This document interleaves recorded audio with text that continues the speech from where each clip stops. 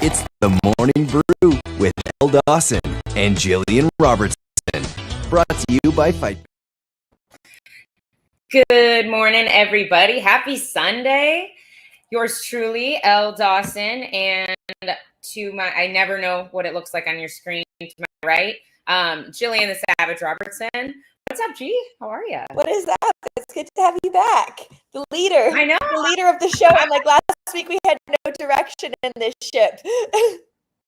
My bad.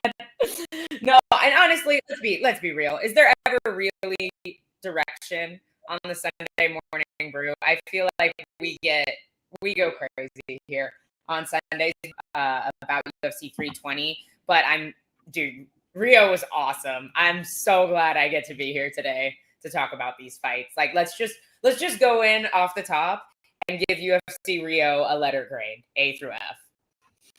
I'll say probably like a B plus. Maybe like I think it's I would say B plus for me. I'm with you. It was a good fight card all around. Entertaining all around. Not the best I've ever seen, but it was a good fight. It was, and I think for like, if we're comparing this as like a fight night to perhaps the next pay-per-view coming up, like this card really does deliver as a non-numbered card, in my opinion. I feel like they did a really great job here in Rio. I had a really cool picture that I was going to throw up from, if you guys haven't seen it, it's on Charles Oliveira's Instagram. I was going to throw it up, but I was running behind today, so it didn't happen.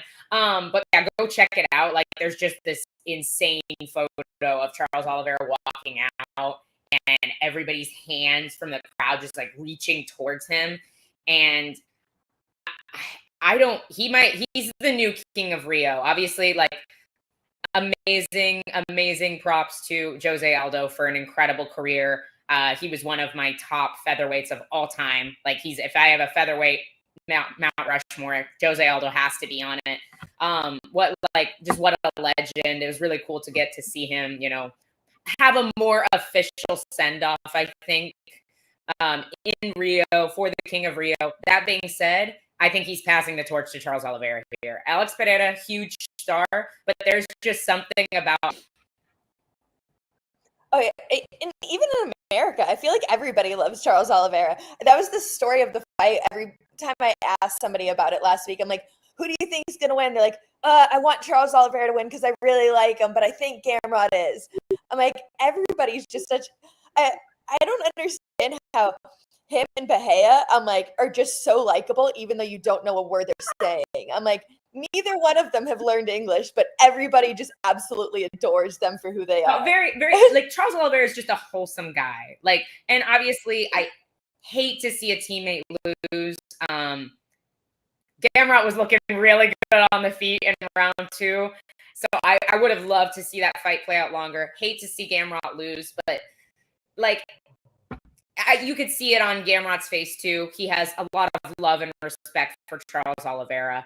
I feel like he really is just a wholesome guy. Seeing him come into the arena with his family, his kiddos, I will say that baby's gonna be deaf. Like, at least give that poor baby some headphones. That is the loudest crowd I've ever heard. He was giving him his Simba moment in the middle of the cage. No, very, very wholesome guy. I agree, and I think that's why. I'm sorry, SG. I don't know how to fix it for you. It's not lagging on your end, is it, G? No, it seems good to me so far. We're not frozen here. Everybody else, let me know in the comments. I can't start it over really, but maybe hit refresh. Have you tried turning it off and turning it on again? But yeah, you can't really be upset about Charles Oliveira winning like this in Brazil. Even seeing my friend and teammate lose, I feel like I still feel I might be a little off base here, I might be a little biased. I still feel like with a full camp, Gamrot gives Charles a very tough fight. I think that you need time to prepare for that, just that style, that the back defense, I still feel pretty confident that I don't think Charles can submit Gamrot off his back. But man, he put him in enough really tough positions that it made Gamrot second guess, do I really want to take this guy down again? The takedown might have been easy, but control and doing damage on the ground was not. Oh no, but Oliveira is just also, I don't know, just so good at getting to those positions, so good at getting to the back in the first and in the second. I'm like, just beautiful transitions, beautiful work on the ground. But Gamrot with the both of them with the scrambles in the first. The first round was just like a jiu-jitsu person's like dream, you know, to see back and forth the scramble. It was just a gorgeous matchup until, like, obviously Oliveira just had that little bit of a little bit of the edge there. Maybe it is just to do with the time of preparation. You know, Oliveira has had a long camp where, like you said, Gamrot took the short notice. It is the first time Gamrot's ever been finished in 30 fights. So I'm like, I hate that for him that it happened on a short notice No, fight. me too. And I think we see 5 rounds from this fight, no matter who wins, with a full camp for Gamrot. But it's also, we had Oliveira there, and you see this with other guys that are built similarly and have like great grappling. I think Grant and Moicano are other great examples of this. The way their build is too is just so conducive to fantastic back control. And it's beautiful to watch and appreciate the way their guys like that and Oliveira are able to throw hooks in, get the body triangle, and just control and put people in so much danger there and be so dominant in those positions. You definitely see some really, we even saw it on the card, the rest of the card, some guys who had really great wrestling, really great like riding, but just don't have that ability to throw in body triangle like that and control. Yeah, or just the finishing ability even. I feel like Oliveira's finish, like, he's always going for the finish, but it's also his finishing mechanics are just so solid as well.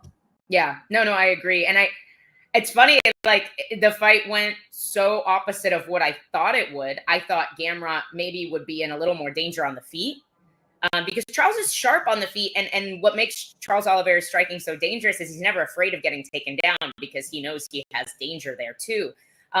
But I feel like I thought he would put Gamrot in a little more danger on the feet, and Gamrot would, which the shot looks beautiful. I thought Gamrot would control him a lot more on the ground, pass the guard, beat him up.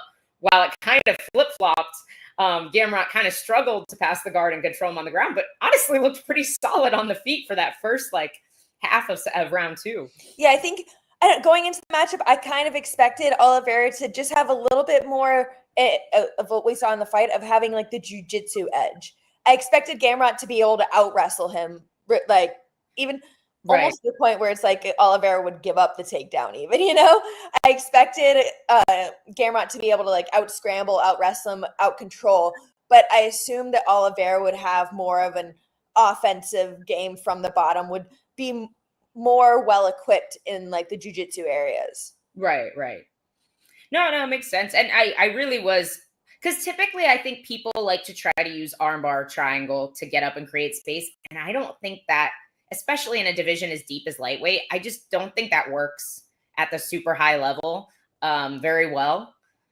However, you don't see a whole lot of people just immediately, I'm going to attack omoplata. I'm going to attack omoplata. And it honestly is very smart, because it's very, like, Gamrot wasn't ever really in a good position to do damage because his arm is tied up. So even though the sub isn't tight, he's kind of stalled there on top where he can't land any big strikes. It's obviously a lot safer than trying to attack a leg or something like that from bottom. But I feel like it was a more unusual approach than we normally see. Oh yeah, omoplatas are my favorite bluff. I go to omoplatas all day long, but just to either get a sweep, maybe land, like sometimes if they turn in, you can kind of get like a clamp guard, land elbows from there. Sometimes they give you the sweep, they just roll themselves. A lot of times is like a natural instinct for a lot of people.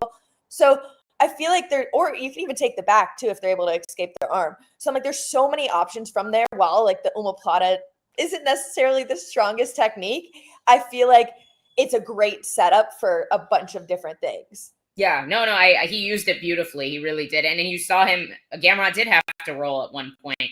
It's more, Gamrot like stepped over and it almost looked like he was safe.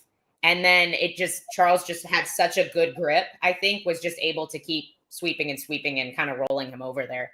But yeah, it really was a beautiful performance. I wish we would have got to see 5 rounds of that, to be honest with you. I think it would have been phenomenal. I feel like we have given Charles his flowers. Did you have any other points on this fight? Because I definitely want to get through the whole card if we have time.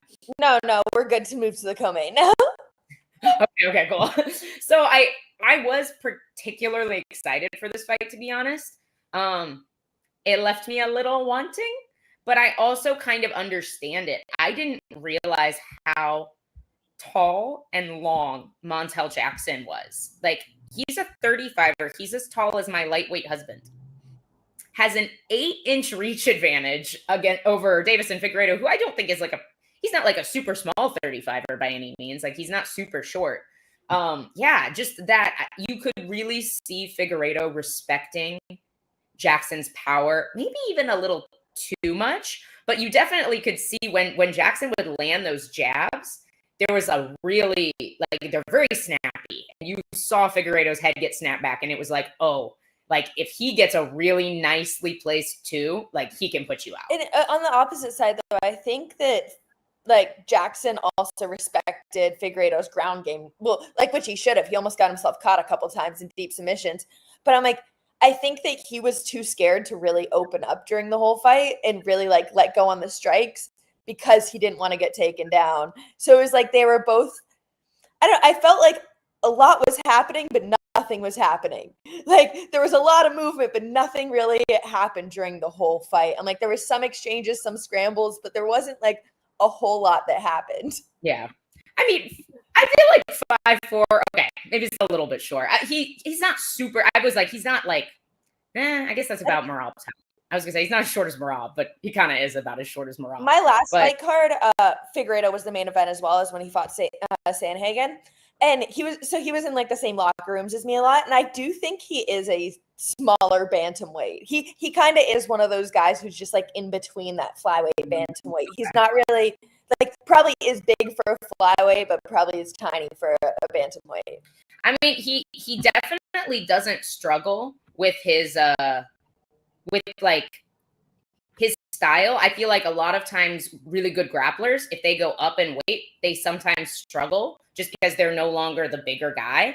But his grappling has looked really good at 35 as well. And man, the way he does, I know it wasn't the most exciting fight, but there were some beautiful takedowns from Figueiredo. The way he does his inside leg trip, you see the years of training with Henry Cejudo there. I'm like, he loves that trip. The first thing he did, he went for it and then went for it again. It was second time's the charm. He was able to get it, but absolutely. Well, he had it. Yeah, he had it the first time. The cage saved Montel Jackson. But yeah, he absolutely loves that inside trip. Always is attacking once he goes on the ground. I thought it was pretty funny whenever he was walking out, when they give you the little stats on the side. One of his stats was he has the 7th most submission attempts in the UFC, which I'm like, during that fight, you can see, I'm like, he goes for submissions all the time. He wasn't able to secure any of them, but he's just constantly attacking when he's on the ground. Well, and I think that's so important for good grapplers, especially if you run into somebody that you can't control. Because Montel Jackson is an athlete. That man is just so explosive. And you saw it. I think when you run into somebody like that and you can't really secure them on the ground, you better be showing the judges that you can finish the fight. And I think that's what edged him out here, because it was a very close fight. I did have Figueiredo winning. Personally, I had all 3 rounds scored for him. We talked about it last night. I could see giving the final round to Jackson as well. I wouldn't be upset about that. I can't see giving the fight to Jackson personally, but like you said, not a ton happened. So it's a difficult fight to score, I will say. Oh yeah. And that it being a difficult fight to score, and it being in Brazil against Deiveson Figueiredo, it's you can't, everybody hates when they say you can't leave it up to the judges, but you can't. When you're in somebody's hometown, it's just it's naturally how it is, whether the judges are biased, whether the crowd, having people cheering behind the judges makes it sound like, oh, this guy's doing better. Sometimes there's different things that influence the judges' scorecards. So I'm like, I don't know. It definitely. Oh, excuse The me. biased refs. The very questionable refs sometimes. We're going to talk about that next fight. But yeah, you never really know what you're going to get when you're in somebody's home country. So you really have to go out there and either really dominate or get the finish. Agreed. A lot of times we see that on these overseas cards. Is it fair? No. Is it how the sport works? Yes. You got to be ready for it. If you're in a position, especially if you're in a position, I think we often see guys who are getting their last shot in the UFC. We see them as the out of towner on these international cards. So it's like they probably couldn't say no to this fight. Like, this is your shot. You had to do what the UFC asked of you, and that's how the sport works. You know. I do want to ask you what you think this kind of does for this division, because obviously you just saw an amazing fight with Sandhagen and Merab. Who's next? Like, you have Umar fighting Mario. Pretty big gap. Like, it still makes sense, I would say. Umar and like Mario's 8, fighting number 2, but it still kind of makes sense. Like, Cheeto Vera isn't really in a position to fight for a number 1 contender spot right now. You do have Song Yadong in that mix. Piotr Jan, in my opinion, probably is in that, okay, maybe gets the next title shot conversation. Plus, him and Merab I thought was a really fun fight. I wouldn't mind seeing that fight again. But then you also have Umar and Mario, probably a more decisive number 1 contender spot. Where do you put Figueiredo in that mix next?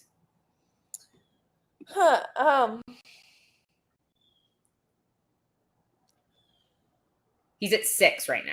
Yeah, I'm not sure for that one. Figueiredo O'Malley? Could. My opinion, I don't know what O'Malley's plans are. I feel like he's got plenty of money.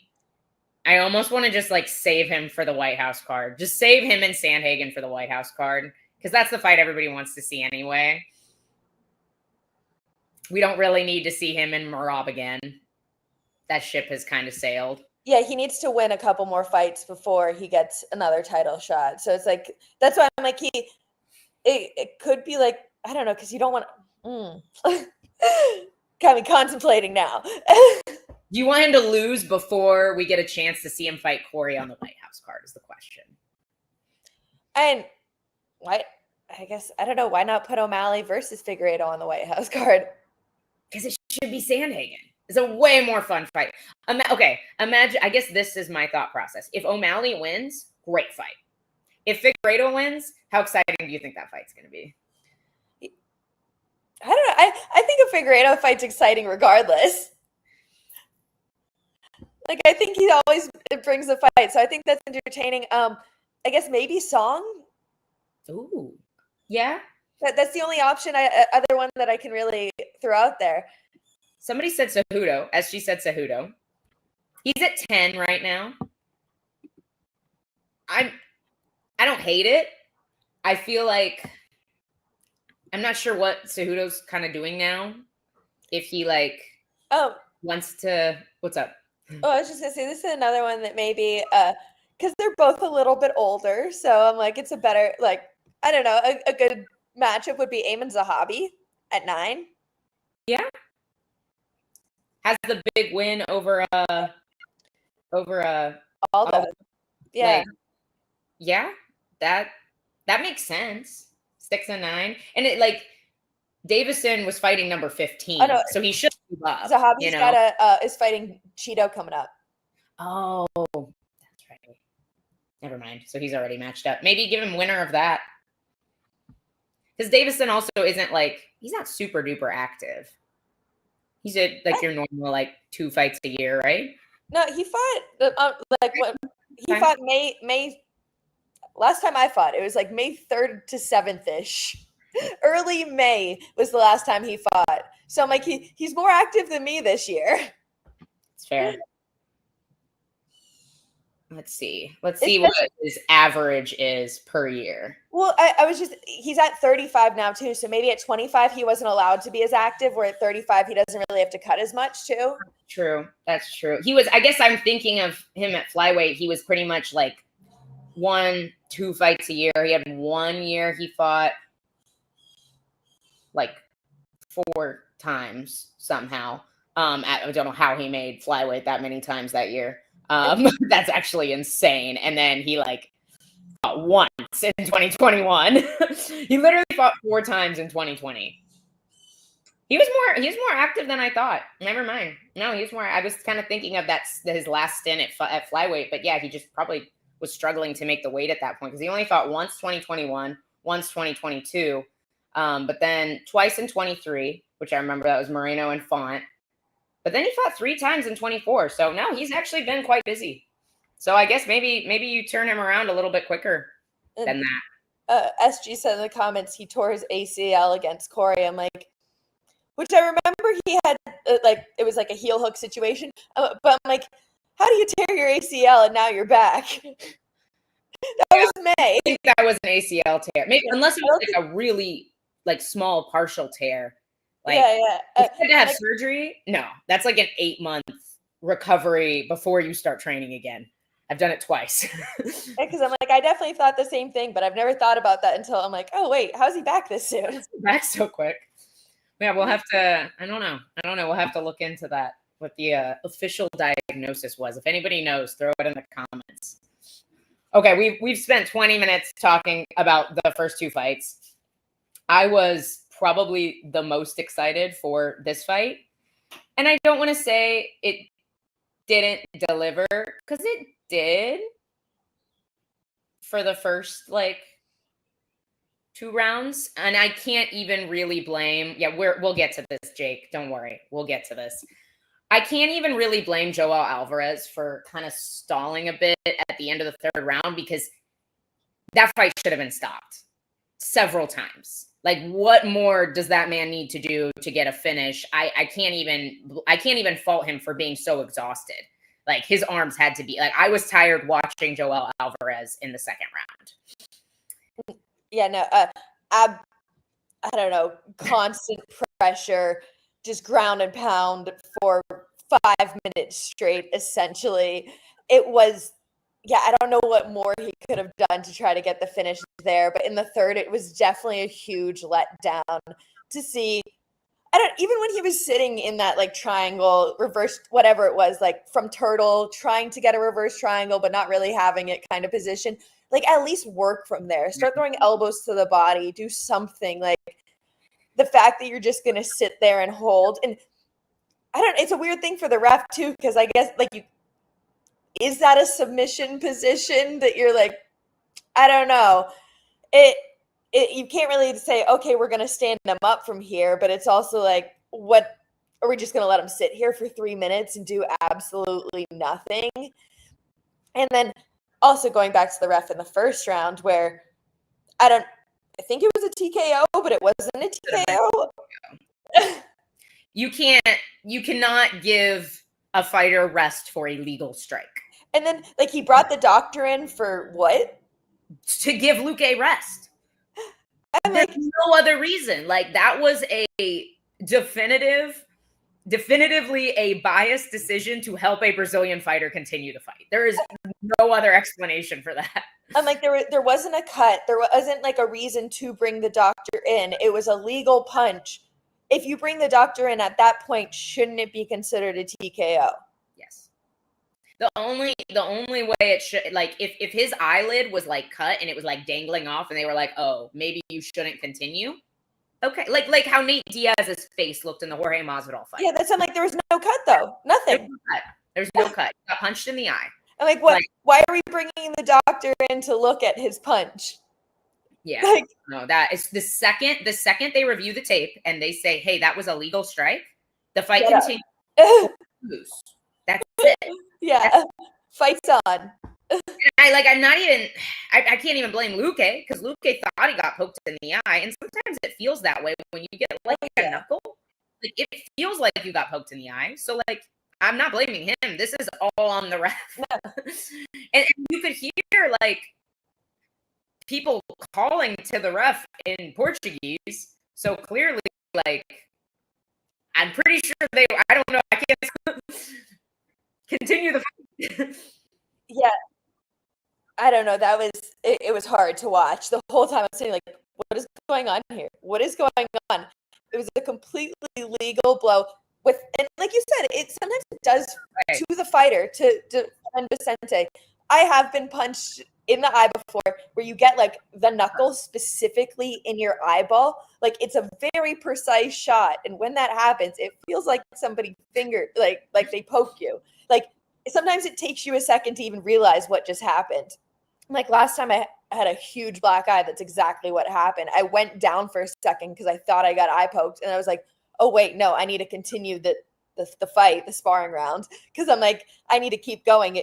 It wasn't an eye poke. It was a punch. Like I can't get TKO'd right now. So I'm like, I don't know. It was a very confusing, very frustrating to watch. Really happy for Alvarez in the second round. And then, like you said, a little bit of a letdown when it came into the third, but a good fight all around for Alvarez. He was looking clean on the feet too. Yeah. I do think this not finishing a very broken Luque does drop Alvarez's stock a smidge, but I like to give guys the benefit of the doubt when they switch to weight class. I said this on Tuesday and I was like, because Grant was super confident in the finish. And watching Joel Alvarez, you should be super confident in the finish. But in my mind, anytime a guy switches weight classes, you have to wait and see because it's like they're having their debut. They could be a whole different fighter at a new weight class. And that may be the case for Joel Alvarez. His power may not transfer up because some of these welterweights may be just more durable than the lightweights that were much smaller. I also think Vicente's just a dog. You know, he's very tough. He's gonna keep on coming at you, and he's gonna keep on fighting. He's someone who's gonna be hard to put away. So it's like there's that aspect into it. We were talking last night. I was shocked to see his age. I was shocked to see that they were a year apart. My thought process going into this matchup, I was like, oh, they're feeding an older Vicente Luque against a younger Joel Alvarez, up and comer, you know? Was absolutely shocked to see that they're a year apart, but I think it's just a lot to do with their fighting styles where Vicente is just such like a brawler, a scrapper. He has very clean technique, but he's just like there for the fight more than anything else. And also like a dozen more fights than Alvarez as well. I don't know. In the UFC maybe, but Alvarez is 23-3. Yeah, no. He has a good record, but Luque is 23-12-1. So it's like he still has 10 more fights than him. Yeah. More, but yeah, I was honestly, their age surprised me. Like when you said that to me last night, I was like, oh. Probably a few more miles on Luque, but yeah, very close in age. Like I said, I think that also has to do with the fighting style, where it's like when you've been through a million wars because you just like to fight, those are going to be a lot harder on your body, where if you are getting finishes, you are being more precise, you're getting in and out of there quicker, you can take a lot. You're not fighting 15 minutes every single time. Nah, and do you remember when this got like actually announced? Because from what I remember, it wasn't that short notice. Ponzinibbio got hurt pretty early on in the fight camp, I'm pretty sure. Like he pulled up quite early. Yeah, I actually had no idea that it was short notice for. I'm pretty sure, correct me if I'm wrong, I'm pretty sure he had about a month at least. Like it wasn't like Gamrot took the fight like a week ago. Like it wasn't that short notice. I think he did have enough time to prepare, but we'll see. I like to give him the benefit of the doubt. New weight class, super tough veteran. I think you can match him up really nicely at welterweight too. You keep anybody you like away from Sean Brady for a while. You give him a guy like Buckley. That's an exciting fight. Oh yeah. Like I would love to see that. I think do that next. Just do that next. Like why not? No, I think that's the match to make. Like Obviously, Buckley's such a powerhouse. On the feet, that's just going to be a super interesting fight. I know, I agree. I think that's a blast. Honestly, I wouldn't be surprised if Buckley wrestles a lot. Alvarez historically has poor takedown defense. Looks a lot better against Luque this time, but Luque wasn't taking great shots, and Buckley's got an explosive double. Yeah, and I guess we didn't see Alvarez much from the bottom in this fight, but I just was like, his jiu-jitsu looked good from the top. So that'd be my only reasoning why I wouldn't think Buckley would take him down as much. Because I don't think Buckley is as confident on the ground. That may be the case, but he's also super hard to triangle and armbar because he has T-Rex arms and like no neck. So I feel like, and he's going to do some heavy damage if he's on top of you. Like there's just so much power behind it. So I guess my thought process is he's going to be super hard to guillotine on the way in because his double leg is so fast and explosive. He's like a spear almost. And then like he's going to be hard to sweep and like armbar triangle off his back, I would assume too, just because he's so wide.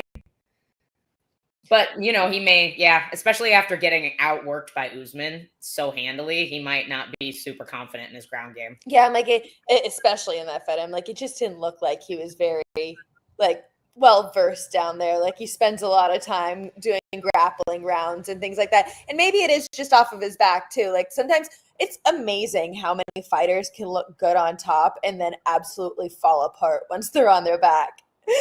Well, and it almost looked more like he just decided not to try. Like, he didn't want to expend too much energy early in the fight. Like, this is what I saw was, okay, I got taken down by Usman. Let's not spend too much energy trying to get back to my feet because I have 4 more rounds to knock him out. And then all of a sudden it was like, okay, I've got 3 more rounds, 2 more rounds. Okay, I've only got 1 more round to knock him out. And then he had really good takedown defense, you know, like, because he did defend takedowns really well in that 5th round. And it's like, I think he just waited too long to fight. Like he was tired. He was afraid of getting tired. Yeah. Or sometimes like fighting Usman, that's a big opponent for him, you know, maybe a little bit of stage fright. Got in his head a little bit. Yeah. We got to get through the rest of this card. I was just going to say, going on to good grapplers, though, the next fight with Mario Pinto, the perfect game plan for any heavyweight, I really think, is just become a good grappler. Learn a little bit of jiu-jitsu. Surprised, congrats to him, but surprised to see he's only a brown belt. Like, for a heavyweight, was displaying a lot of good jiu-jitsu. This part was absolutely hilarious, his post-fight interview of him saying that he doesn't speak English. He's like, I'm going to try my English in his strong Portuguese accent, and then instantly goes to a London accent and speaks English better than me. But yeah, absolutely hilarious post-fight interview. Great performance, just dominant control on the top. I think the easiest like path to victory for any heavyweights, because most of these guys just don't know what they're doing. No, I agree, and I think it's a cheat code at heavyweight, and it's also an issue of if a heavyweight gets on top of you, unless you have just crazy athleticism like Derek Lewis, it is so hard to get 250 pounds off of you. Like that sucks. You know, I think Derek Lewis is able to get up so easily because these guys are so bad on the ground. So it's like, even though they have this much weight on top of them, they don't know how to put their pressure there in the correct ways. They don't know how to utilize this weight. So because they don't have the technique behind it, it is as easy as just get up. Where at the lower weight classes, you can't do that. You can't just get up because somebody's going to be advancing to the next thing, moving, like you're going to get your back taken. They're going to hop onto a submission. Something's going to happen where heavyweights just lack the technique so much.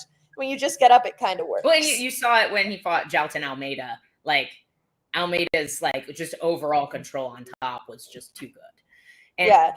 And I think, like, you see that with guys like Pinto. And honestly, earlier on the card, too, Vitor Petrino. I was really impressed with his grappling, even though that's not what ended the fight, because Thomas Peterson is a damn good wrestler. Not just for heavyweight, like, just overall. He's a good wrestler. And to see Petrino, even when he was exhausted, doing all the right things defensively, like you can tell he's a high level grappler too. And I think that, man, like you said, it's a cheat code at heavyweight. Even really the fight that we unfortunately lost this weekend, another high level grappler at heavyweight that I think is just like had like the easiest path. He's created the easiest path for himself. I don't want to say he's had an easy path, but just going in there and heel hooking people effortlessly. Usman didn't want to get heel hooked this weekend. Usman had an anti-doping violation, is what happened, but because he didn't want to get heel hooked this weekend. But that's a fight I was really looking forward to. Even like I sent you a video this morning outside the cage. He's absolutely hilarious. Walter Walker, I can't wait to see him perform next time. I think like you said, it's a cheat code at a heavyweight. It was a shame that card was pulled. I'm pretty bummed we didn't get to see it. I'm a fan of his. Like the video, like, oh, I gotta get my money, like selling myself to old ladies. Like, if you guys haven't seen his Instagram, just go check it out. But yeah, super funny, great character. This is what heavyweight needs. Like, I haven't been excited about heavyweight in years. I haven't been excited about heavyweight since USADA started. Let's be real. This is what we need at heavyweight. And just a couple weeks ago, I'm gonna butcher his name, Brando Pirusic. Love him. Oh, I know who you're talking about. Fun. Yeah, I won't be able to say the name, but I know who you're talking about. These big athletic guys, like that's what we need at heavyweight. And unfortunately, most of them are playing in the NFL. The UFC needs to start recruiting like all the guys that like as soon as that retire after 3 seasons, which is normal for the NFL, and you'd be like, hey, we'll give you some money if you learn how to be MMA fighters. Give them a year of training. They'll be some of the best heavyweights in the world, I swear. Just need some athleticism in there. That's what we need. That's what we need. Dude, props to Con Ofley. I'm a big fan of his. Loved him on The Ultimate Fighter. Had 2 really, really tough fights in the UFC after losing the finale for The Ultimate Fighter. So I was just stoked to see him get a win. Somebody said something about Ramos looked like he had a broken hand. Walking out. I saw it clipped on Instagram as well at weigh-ins when he was going to get onto the scale. People were, I don't know, a rumor was just going around that one of his hands looked swollen. So he holds up the other hand. I think he has like a rosary on it and it like does like number 1 or something like that. And the other hand he's like holding it down, but it's that hand that's the one that kind of looks like it's swollen or something. I honestly like props to Con Ofley, and I guarantee you he is not walking right this morning because he was like deep in that knee bar at first. Like a lot of heel hook attempts from Ramos there. Heel hook, knee bar, toe hold, everything. Leg lock attempts, just all over it. Just transition. But some of those knee bar attempts were like, I was like, oh, he's going to tap. He's going to tap. He's going to tap. I know he's feeling it today, but was able to work through it all and then like instantly took the back and it was quick work. Yeah, super beautiful choke there. Like, and once it was in, like that's so a choke like that deep under the chin, like the defense is not getting in it. Like there's not really much you're doing at that point. I loved that fight. Like just the scrambles, the high level jiu-jitsu from both guys. Like that was really fun for me. I did not see his hand, Jake. So I saw like the weigh-in picture, but like didn't see the other hand. I will get into it for you guys. We will have more information on Tuesday. Has he said anything? Like, has he made an excuse about it or like said it was broken? I haven't seen anything like that. I haven't seen anything public about it. I've just seen like media, Instagram, they're taking close-up shots of it, you know, like is it broken, things like that. I don't understand how you'd get through like medicals. Your pre-fight medicals with it. Some of the comments were speculating because he's a Brazilian that he was able to make it work somehow and get through pre-fight medicals. Obviously, have no idea. I was just like in with all the Instagram rumors trying to figure it out myself. I mean, there's no state commission except for Brazil that would have allowed a guy that missed by 8 pounds to still fight at his original agreed upon weight class and not a catch weight. So that being said, maybe there's that. Simon Oliveira, I think we can agree is probably done in the UFC. 0-4, huge weight miss. I think that ship has sailed.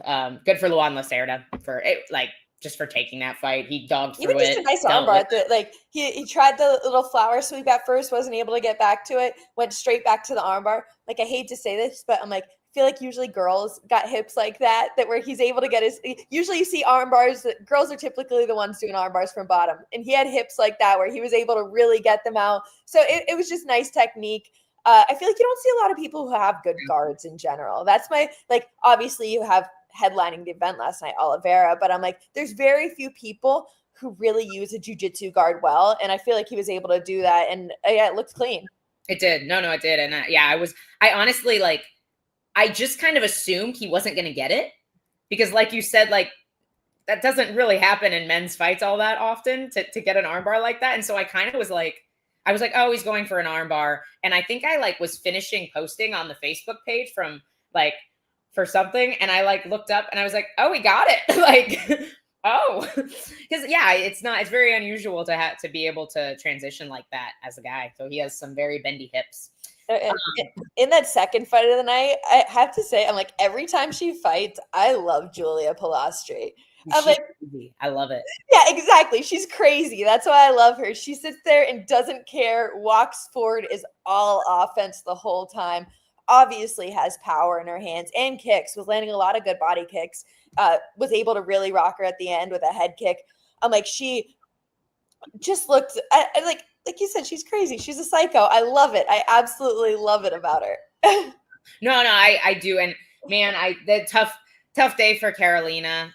She's a freaking dog. I saw one like betting line for her to get finished was obviously like huge odds because I think she's been finished by like Jessica Andrade. Like she's been knocked out by Jessica Andrade, and I think that's about it. Like she is historically one of the most durable fighters, and at almost 40 years old, kept walking forward, took a ton of damage from Pilastri. Pilastri just looked like she was in like a flow state, and the body work was beautiful. It really, like, you don't see that from a lot of female strikers. And it's not like Carolina didn't have her moments as well. Pilastri just seems like she's possessed. She just walks forward. She doesn't like. Every time Carolina touched her, she just like literally wipes it off, walks forward, hands down. It like doesn't care at all, wasn't respecting anything. Like even when she was you could see she was getting tagged hard, wasn't respecting it, just walking forward. Like it's a different mentality that girl has, but great performance, great knockout for her. No, huge win. Obviously Carolina's a vet, title challenger. That's a huge win for Pilastri, especially I think she was fought really tough girls. Like she was 1-2 in the UFC before this, so now 2-2. But against like her losses were like Josephine Knudsen, who was like 7 or 8-0 at the time, and another really tough girl too. I don't recall. But she lost to Loopy her last fight, and even in that she came back hard in the third round. Whereas like I was scared for Loopy in the third, where Pilastri was walking forward the whole time, like was getting really close to knockout. Loopy was gassed, circling the cage, like fighting for her life. I'm like, it was really that fight, honestly, where I became a fan. And now every time she fights, I'm just excited to watch. No, she's must see TV, and you need that in the women's division. So I'm pumped to see her. Honestly, I don't want to talk on this too much because we only have like 15 minutes left, and we haven't even talked about Bia Mosquito yet, who is a problem. But this contender series, women's strawweight was just chef's kiss. Like there were some great female strawweight fights on contender series this year. So I'm just excited for your division over the next like 5 years. I think it's gonna be really, really fun. Oh yeah, it's gonna be fun for me. So it's like, I'm gonna smash everybody. Let's go. How do I say this nicely? I have never become a fan of a fighter and then stopped being a fan of a fighter so fast as I did with Stuart Nickel last night. I was just like in the early fight, I was like, I love this guy's wrestling. Like his wrestling is awesome. Like, cause I love that kind of just that really nice flowy transitional duck out the back, like just really beautiful chain wrestling for a whole round. And then it just disappeared after that first round, like he didn't take a good shot after the start of round 2. And I'm not taking any flowers away from Rocha because Rocha fought a beautiful fight rounds 2 and 3. Like really like stayed sharp, kept his range. But I just, man, I was like, oh, I kind of like this mini Cub Swanson looking guy. And then I just didn't after that.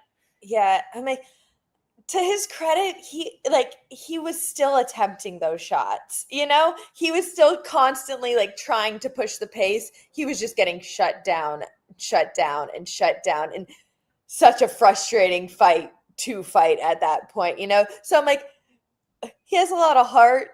He was trying to fight, but I'm like, it wasn't, like I said, he was just getting shut down over and over and over again by Rocha, just using his clean Muay Thai, walking him down the whole time and just defending the shots. And it was kind of a clinic for Rocha last night. It was an don't want to say easy fight for him, but it couldn't have gone better. And it just like, to see Nickel not make any adjustments, like at least set the shot up a little bit better at just, especially after he had so much success in the first round.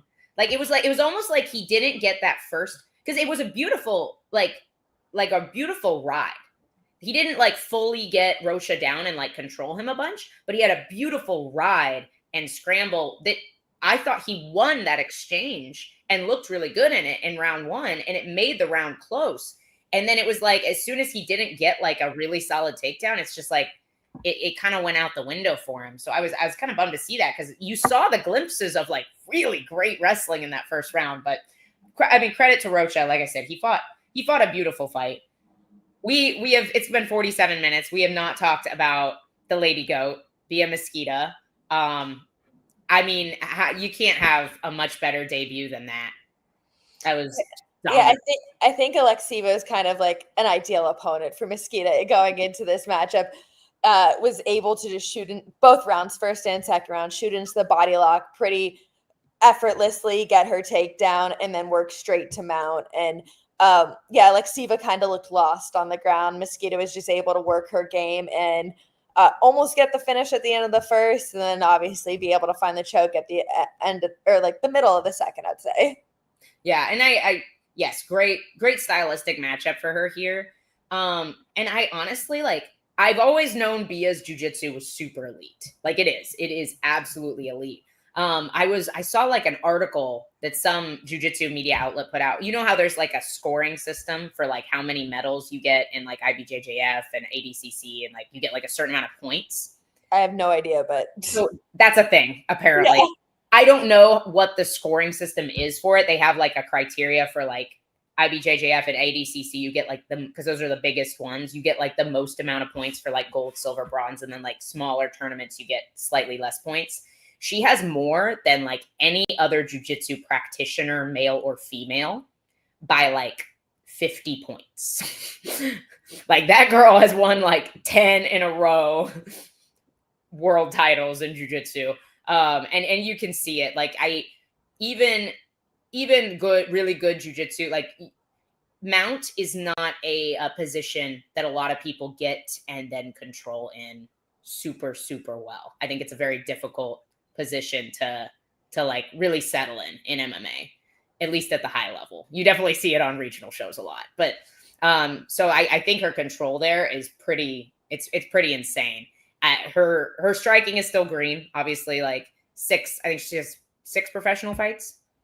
So she's got a lot of room to grow on the feet and stuff, but man, if she gets her hands connected, like she's going to be a problem at 135. I think you brought it up with heavyweight. Sorry, this is a very long-winded point that I'm trying to make here, apparently. I think at 135, grappling, like good grappling really sets you apart, just like it does at heavyweight. Oh, yeah. And like I said, especially like you look at a girl like Alexiva, like I said, she looked kind of lost on the ground. That's not uncommon in that division, I guess. You know, there's not a lot of 135-pound girls that we look at and we're like, oh, she's a very good grappler. She's elite on the ground. You know, like you said, like same with heavyweight. We don't really see that. I don't think, honestly, there's not a lot of elite 135ers as a total right now. Just and a pretty decent gap right now. Yeah, we got like Amanda, Kayla, Eileen's up there. Yeah. Who fought last weekend? Yana. Yeah. Yana put on a good performance too. I'm like, they have a couple girls that are coming out now that I'm like, there's a little bit more, I guess, like interest in the 135-pound division, and I think Bia is the perfect one to add to that. Yeah. No, and I think she's very marketable for the UFC. Like, she's gonna finish girls. She's pretty. She's got a good personality. She's freaking looks like a just tank. She's super jacked. I'm very jealous of her muscles. But Dumont, honestly, I forget about her all the time. I feel like she never fights, but she's pretty good. I feel like she's had a fight coming up forever. Maybe like she pulled out or something like that. I don't know. I'm gonna look right now, but I feel like it's her fault. If I feel like for a long time now, I've been like, oh, she has a fight coming up. Yeah, she was supposed to fight Raquel Pennington September 13th, and now she's fighting Caitlin Vieira November 1st. Okay, yeah. If I remember right, it wasn't her fault. It's just she just hasn't had a fight. But she's solid too. We just never see her. So it's like she's like the Arnold Allen of that division. We just forget about her all the time. Okay, I'm going to make like 3 quick points on these last 3 fights. So we actually might get through the entire card for once.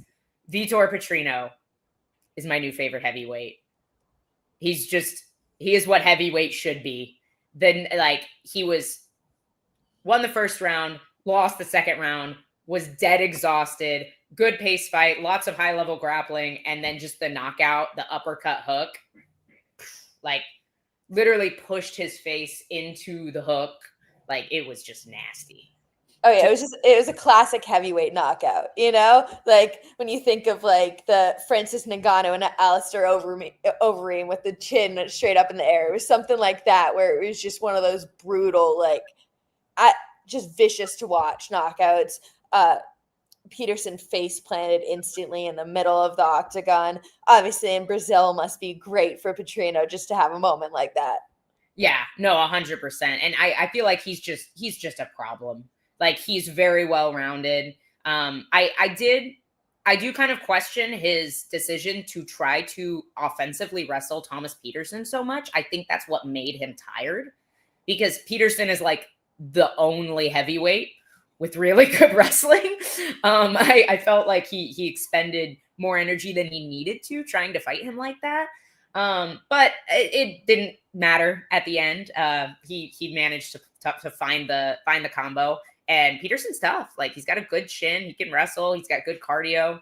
That's a great win for Petrino, especially like you said, in Brazil. The Brazilians swept the prelims and then didn't start off so hot on the main card. But obviously, but the last fight of the prelims, they didn't look so hot either. Lucas Almeida versus Michael Aswell. Aswell, yes, was coming out just throwing 1-2, 1-2, 1-2 straight down the pipe and was landing every single shot. And then finally he comes with a little short hook and is able to get the knockout. But that was Aswell's fight from start to finish for as long as it did last. The quick first round KO. I got a bunch of hate from Dave and Grant for saying my prospect to watch on this card was Michael Aswell. But their prospect didn't even get to fight. So that's all I'm saying. But no, I really like Aswell. I think he's super fun. I think he belongs at featherweight. I think people are judging him off a 3-day notice debut in France against a lightweight. And they shouldn't be, because he's a super talented kid. Also, I'm pretty sure that was the same ref that ref the Luque fight, because he was like, I am not going to stop this fight if a Brazilian is losing. And he let Lucas Almeida almost die in the cage, because that was quite a finish from Aswell. And then Aswell gets on the mic after and announces his teammate's fight for the UFC, so we haven't even talked about this yet. It's been almost an hour. Joshua Van and Pantoja is official December 6th. That is going to be on that UFC 323. So, we all kind of knew they wanted to fight in December, and we figured it was happening, but now it's been confirmed. So, no, I know that's a big matchup, and obviously, I would never count out Pantoja, but I am such team Joshua Van on this. I want to see this kid succeed. I feel like, I don't know, he has a lot of potential in his skill set and in his mindset. Yes. I feel like he just really believes in himself. Yeah, and I think that I think he's going to give Pantoja a tougher fight than we expect. I'm hoping for the win. I'm sitting here, fingers crossed that he comes out with the win. But yeah, Pantoja's definitely a tough one for him. He is. I think Pantoja's just too complete, and he's just his chin, man. Like he's just a dog too. They're both like yeah, both of them have that fight in them, that dog in them. But Pantoja's just a vet at it, which brings so many different elements where like Van's got it in him, but he hasn't been tested the ways that Pantoja has. Not yet. And I think like I'm with you. I want Van to succeed. I don't want him to beat Pantoja, but I truly do believe Van is championship material. It's probably not going to be just yet. Maybe. I could be wrong. I'm rooting for my boy Pantoja, but I'm a huge Joshua Van fan, and there's not a doubt in my mind that kid is going to have a UFC belt at some point in his career. Like the fight IQ and the mentality that he has at such a young age is really unbelievable to me. And throwing it to the flyweights on the card last night, the last fight we haven't talked about is Rafael Filho. That Kimura from, I don't think I've ever seen somebody get a Kimura from like, he was bottom half guard, was able to use it to sweep, get on top, and then look disgusting. Like his arm was touching his shoulder blade. It was terrible. I was like saying, please tap, please tap, please tap. I thought he was going to tear. It was absolutely disgusting. But like, I think it also might just be because it's this Brazilian card that we went to. I feel like we saw a lot of good guard work, a lot of good jiu-jitsu guard work, where I'm like, we haven't really seen that in a long time. And like I brought it up earlier with Oliveira, and there's one more fight we were talking about earlier where it was just it's been it was the first fight of the night. Just good guards, good attacks from guard, and I'm like, it's almost like we're bringing it back. We're bringing it back to jiu-jitsu, like this is where it all started, was the Brazilian jiu-jitsu from Brazil. And you got to see a good aspect of it last night. I love this. Apparently Terry did not like the card. I'm sorry, Terry. We are not on board with you here. We loved it, but we're both grappling fans. So I'm with you. I thought it was really cool. And Clayton Carpenter's grappling is world class. Like he is legit grappling, and the scramble that they were in, like I felt like Clayton Carpenter was looking really good until he kind of got slipped into the because for me Filho, I don't know how to say his name. Jaffel, we'll call him Jaffel. He is really exciting, but he gets reversed a lot. Mm-hmm. So his last fight, he fought Nascimento. And it was like he would like get on top, get the back, get reversed. Get on top, get the back, get reversed. And I was just like, what are you doing? But it was a really fun fight, so I had very few complaints. And here it just kind of paid off for him. Like he was willing to like really go for the finish, and got the back, got kind of close, got reversed, and then but he was able to keep just working and getting to that Kimura position. Also, speaking of shoulders looking like they're going to tear, the heavyweights, oh my gosh, Janice's shoulder in that first round it was like an Americana position, and like heavyweights are not known for their flexibility. I was like, oh, his shoulder is just gonna snap.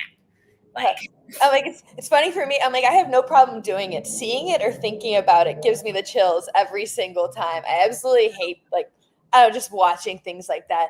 But like we were saying with Filho, I feel like he's just all offense, which like when you're all offense, it makes it so you're leaving yourself very defensively not available, out of position all the time, really. But it makes for an exciting fight every single time. So he's going out there and he's attacking and attacking and attacking.